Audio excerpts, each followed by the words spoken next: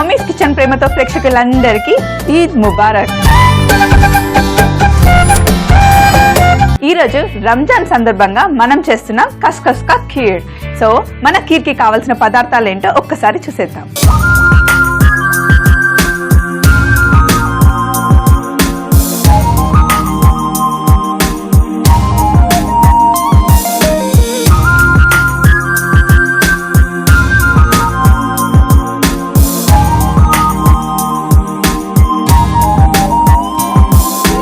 ఈరోజు రంజాన్ సందర్భంగా మనం చేస్తున్నాం కస్కస్ కా ఖీర్.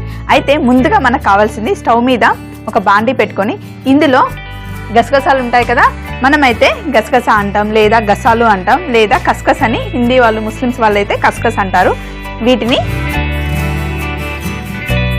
జస్ట్ ఇలా ఫ్రై ప్యాన్ లో వీటిని జస్ట్ డ్రై రోస్ట్ చేయాలి. ఇందులో ఆయిల్ నెయ్యి ఏమి వేయట్లేదు, జస్ట్ ప్లెయిన్ గసగసాలని ఇందులో వేసిన తర్వాత అలాగే జీడిపప్పు అలాగే వాల్నట్స్ ఇవన్నిటిని ఇందులో వేసి జస్ట్ డ్రై రోస్ట్ చేయాలి. అందులో నెయ్యి నూనె ఏమి వేయట్లే, జస్ట్ ఫ్రై చేయడం అంతే. రంజాన్ అనగానే అందరింట్లో ముస్లిమ్స్ అయినా సరే, హిందూస్ అయినా సరే, క్రిస్టియన్స్ అయినా సరే ఆల్మోస్ట్ అందరింట్లో ఖీర్ ఉంటుంది. ఎందుకంటే మన చుట్టుపక్కల మన కాలనీలో ఎవరైతే ముస్లిమ్స్ ఉంటారో ఈరోజు పండగ చేసుకుంటారో వాళ్ళందరికీ, కాలనీలో ఉన్న వాళ్ళందరికీ తెచ్చిస్తారు కదండి. వాళ్ళు పండగని అంత బాగా సెలబ్రేట్ చేసుకుంటారు. ఇంకా వాళ్ళు ఎక్కువగా ఎంజాయ్ చేసేది వాళ్ళ ఇంట్లో ఒక్కరే కాకుండా అందరికీ నలుగురితో కలిపి ఎంజాయ్ చేయడం వాళ్ళకి చాలా ఇష్టం. షేరింగ్ అంటే ముఖ్యంగా ముస్లిమ్స్లో చాలా చాలా ఇష్టపడతారండి. ఆ విషయానికి మనం నిజంగా వాళ్ళని బాగా మెచ్చుకోవాల్సిందే. సో వాళ్ళు ఈ నెలంతా ఉపవాసం ఉండి పొద్దున్న నుండి సాయంత్రం వరకు ఏమీ తినకుండా వాళ్ళు ఉపవాసం ఉండి సాయంత్రం 7 తర్వాత వాళ్ళు ఉపవాసం వదిలేసి భోంచేస్తారు కదండి. సో దాన్ని రమదాన్ అంటారు. ఇప్పుడు ఈరోజు చేసుకునే పండుగని రంజాన్ అంటారు. సో ఇప్పుడు ఇలా రోస్ట్ అయిపోయింది కదా, దీన్ని స్టవ్ ఆఫ్ చేసుకొని ఇలా రోస్ట్ చేసుకున్న వాటిని ఒక బౌల్లో వేసుకుందాం.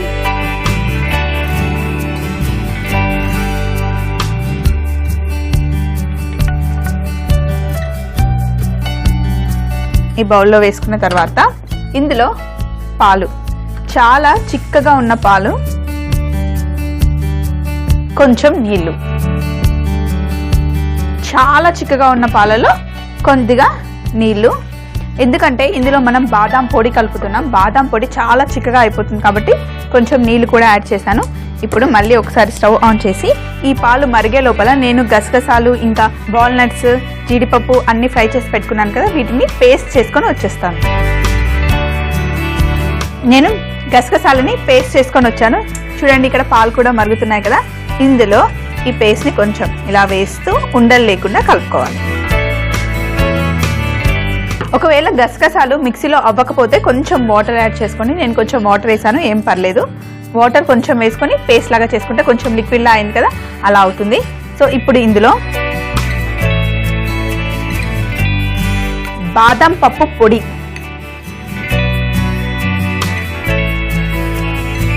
ఫస్ట్ ఇలా ఉండలు లేకుండా ఫాస్ట్గా కలుపుకోవాలి. ఈ ఖీర్ థిక్గా ఉంటుందండి, దీన్ని తాగొచ్చు తినొచ్చు, 2 రకాలుగా. తినాలి అనుకుంటే స్పూన్తో తినొచ్చు లేదా గ్లాస్లో వేసుకొని తాగొచ్చు, కానీ కొంచెం చిక్కగా ఉంటుంది. ఇప్పుడు ఇంకా కొంచెం పౌడర్ వేసుకున్న తర్వాత ఇలా ఉండలు లేకుండా చక్కగా కలుపుకోవాలి.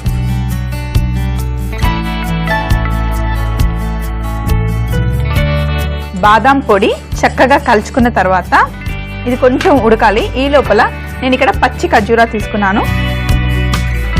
పచ్చి ఖర్జూరాని చిన్న చిన్న ముక్కలుగా కట్ చేసుకోవాలి.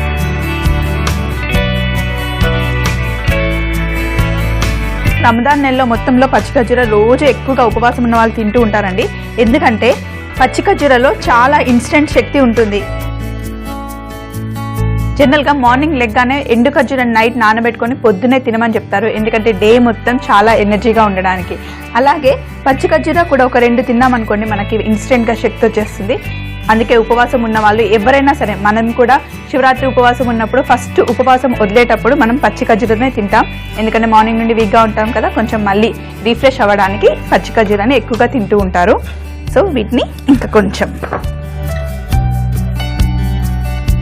ఈ ఖర్జూర పంట కూడా చెట్లకి ఖర్జూరాలు కూడా ఇదే టైంలో వస్తాయండి. సమ్మర్ అయిపోతూ ఉండే టైంలోనే, సమ్మర్లో ఫుల్గా చెట్లకి ఎక్కడ చూసినా, ఇంకా దుబాయ్ సైడ్లో అయితే ఎక్కడ చూసినా చెట్లకు అన్ని ఖర్జూర పండ్లు బాగా కనిపిస్తూ ఉంటాయి. ఇప్పుడు ఇలా కట్ చేసుకున్న ఈ ఖర్జూర పండ్లని తీసి ఇలా వేద్దాం. ఇందులో వేసి కొద్దిగా మళ్ళీ ఒక్కసారి కలుపుకున్న తర్వాత ఇందులో కోవా నేను తీసుకున్నాను, ప్లెయిన్ కోవా, ఇందులో చక్కెర లేకుండా ప్లెయిన్ కోవాని సన్న సన్నగా ఇలా కట్ చేసి పెట్టుకున్నాను. ఇలా కట్ చేసి పెట్టుకున్న కోవాని కూడా మనం ఇందులో వేసుకోవాలి. కోవా వేసిన తర్వాత కొంచెం కీర్ చిక్కగా అవుతుంది.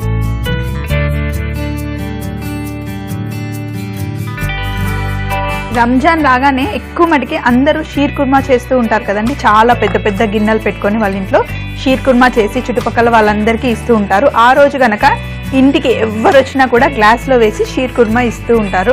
అయితే రెగ్యులర్గా చేసినట్టు షీర్ కుర్మా ఎందుకని చెప్పి నేను ఈరోజు గసగస్ ఖీర్ చేస్తున్నానండి. సో ఇవి కూడా ఉండలు లేకుండా కోవా అంతా చక్కగా కలిసిన తర్వాత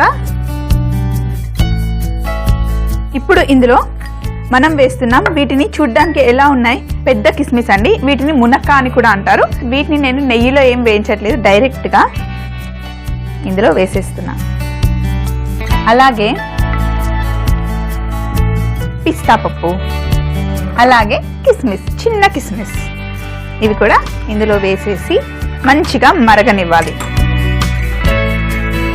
ఈ టైంలో మనకి హరీస్ ఇంకా హలీం బాగా దొరుకుతుంది కదా. ఎక్కడ చూసినా కూడా చాలా ఈవినింగ్ 6 అయిందంటే చాలా ఇంకా మనకి హలీం దొరుకుతుంది. నేనైతే చాలా ఇష్టంగా తింటానండి. సో మీరు కూడా, నాకు తెలిసి మీరు కూడా బాగా ఎంజాయ్ చేస్తూ ఉంటారు ఈ సీజన్ని. చూసారా, ముస్లింల పండగ వస్తే ఓన్లీ ముస్లిమ్సే కాదండి, అందరూ ఫుడ్ని బాగా ఎంజాయ్ చేస్తాం కదా. ఇక్కడ అన్ని పలుకులు వేసేసి కొద్దిసేపు కొంచెం చిక్కబడే వరకు మరిగిస్తూ ఉండాలి. చూడండి, ఇక్కడ చక్కగా ఉడుకుతుంది కదా మన ఖస్ఖస్ కా ఖీర్. ఇప్పుడు ఇందులో మనం వేయాలి రోజ్ వాటర్. రోజ్ వాటర్ వేస్తే మంచి ఆ ఫ్లేవర్ వస్తుందండి. అలాగే చక్కెర, తీయగా తినాలనుకున్న వాళ్ళు ఇంకా కొంచెం చక్కెర వేసుకోవచ్చు.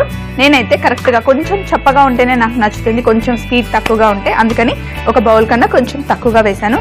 చక్కెర కూడా ఇందులో వేసి బాగా కలిపిన తర్వాత ఇందులో మనం మంచి ఫ్లేవర్ కోసం, జనరల్గా కీర్ అంటే మనం ఏం వేస్తాం, ఇలాచీ పొడి కదా, ఆ ఇలాచీ పొడి కూడా ఇందులో వేసేద్దాం. ఇలాచీ పొడి ఎప్పుడు కూడా లాస్ట్లో వేస్తే ఆ ఫ్లేవర్ అలాగే ఉండిపోతుందండి. అందుకే ఏదైనా కీర్ స్వీట్ చేసేటప్పుడు ఇలాచీ పొడి కొంచెం లాస్ట్లో వేయడానికి ట్రై చేయండి. ఆ కీర్ అరోమా ఎంత బాగుందో చూడండి, చిక్కగా కూడా అయిపోయింది కదా. ఇంకొకసారి మంచిగా ఉడికిందంటే మన ఖస్ఖస్ కా ఖీర్ రెడీ అయిపోతుంది. ఇది ఇంకా కొంచెం ఉడికే లోపల ప్లేట్లన్నీ రెడీగా పెట్టుకున్నాం.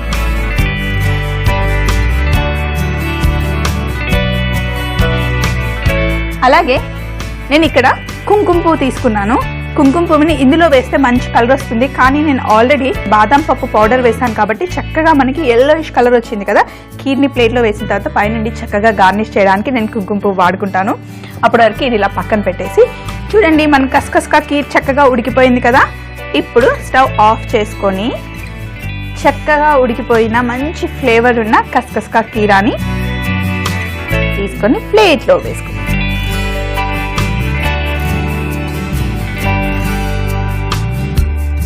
ఒక చిన్న బౌల్ తినగానే కడుపు ఫుల్గా అయిపోతుంది, చాలా హెవీగా ఉంటుంది. చూడండి ఎంత కలర్ఫుల్గా కనిపిస్తుందో. ఇప్పుడు పైనుండి కుంకుమ పువ్వు, పైనుండి కుంకుమ పువ్వు వేస్తే ఎంత చక్కగా కనిపిస్తుంది కదా.